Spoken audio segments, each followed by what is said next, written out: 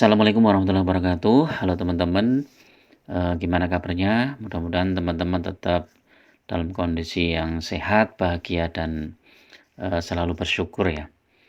Di video kali ini, hari ini hari Minggu tanggal 27 Agustus ya.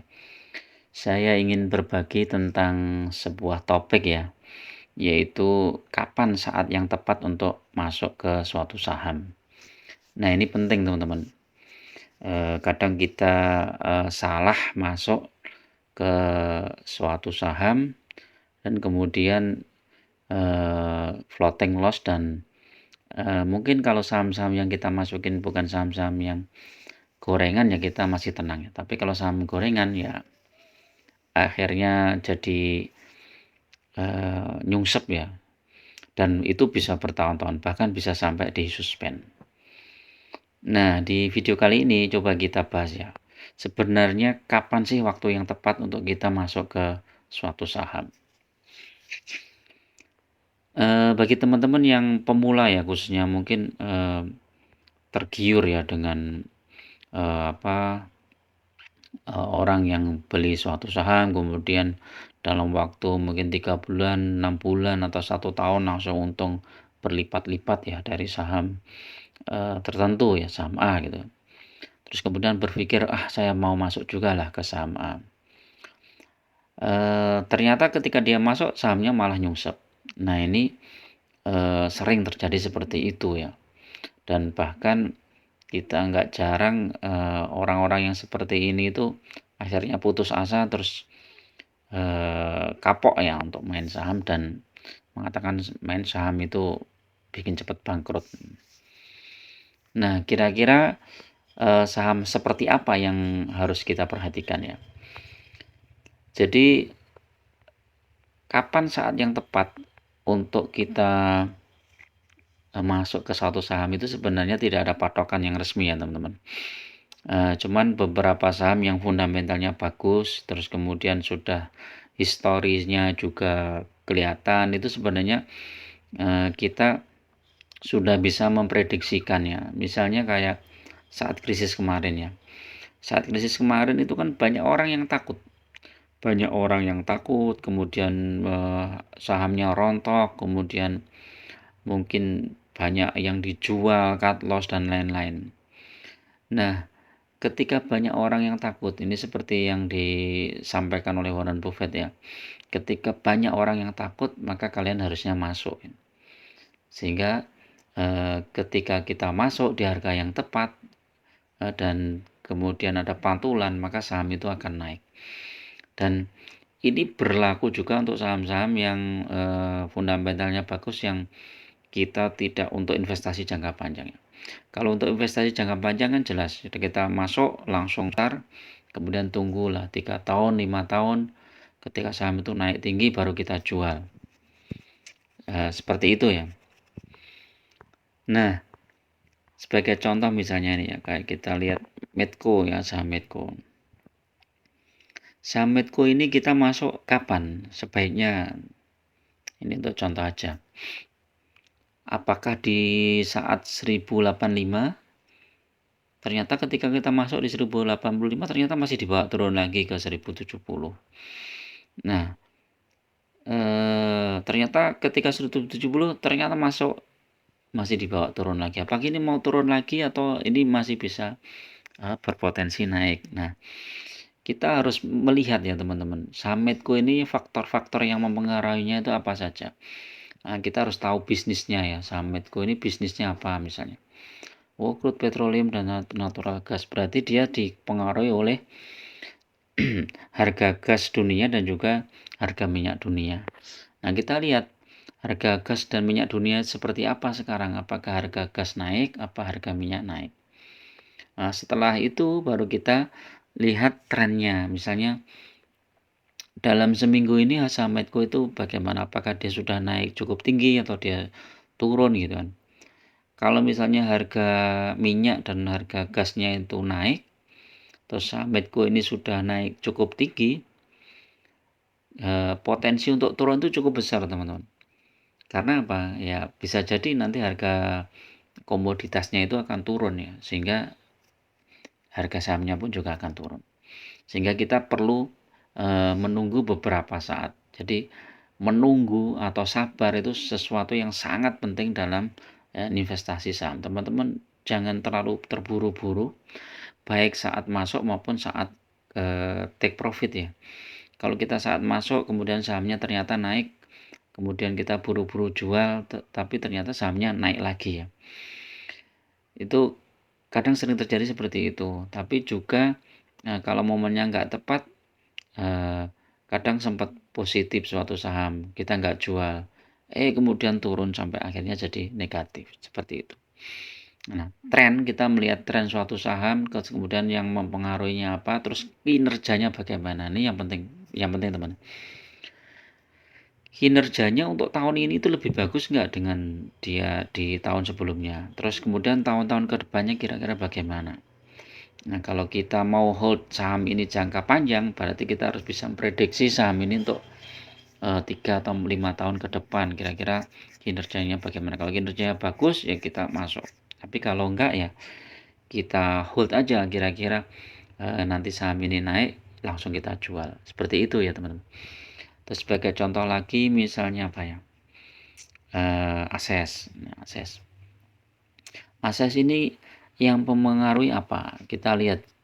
Ases ini kan AC Hardware kan perdagangan, dia perdagangan HP dan lain-lain ya mungkin ya, retailing ya. Tapi yang menonjol itu kan bukan HP ya, Ases itu kan barang-barang yang ini ya, yang home improvement retail ya, jadi keperluan rumah ya, ada banyak hal.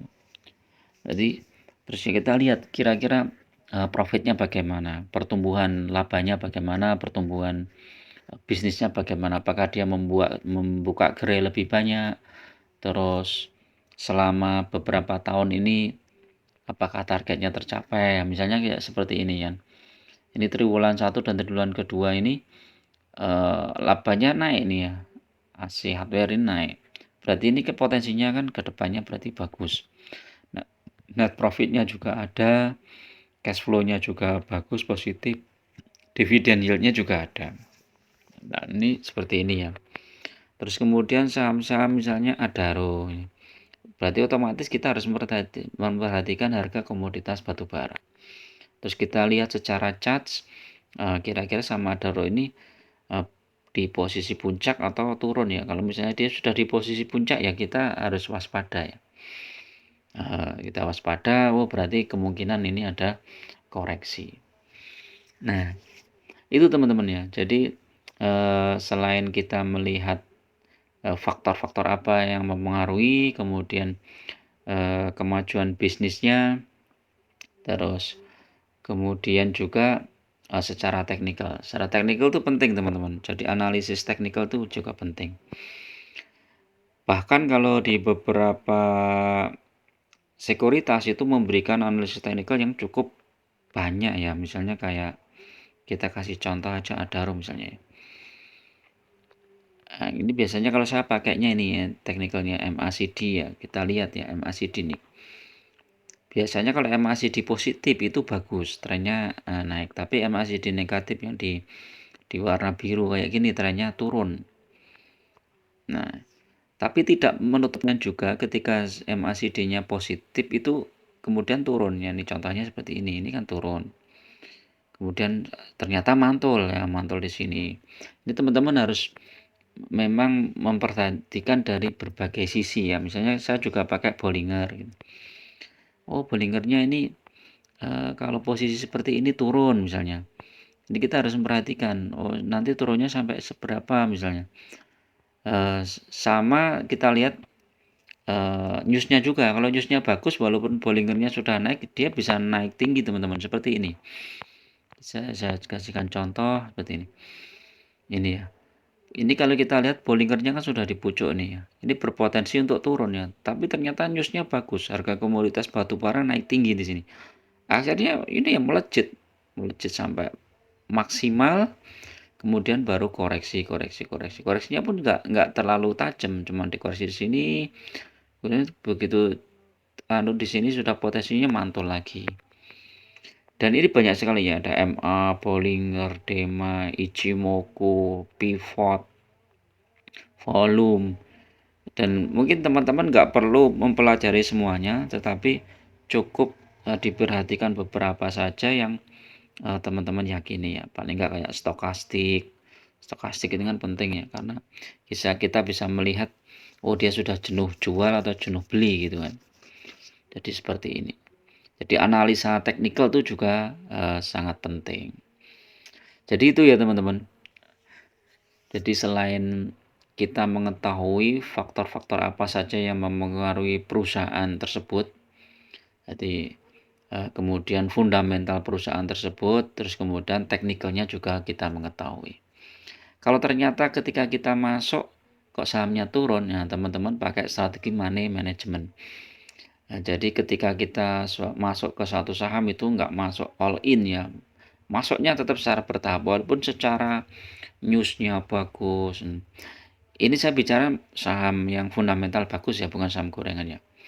Kadang itu kalau saham gorengan kadang newsnya dibikin bagus, ketika banyak retail masuk langsung dihancurkan.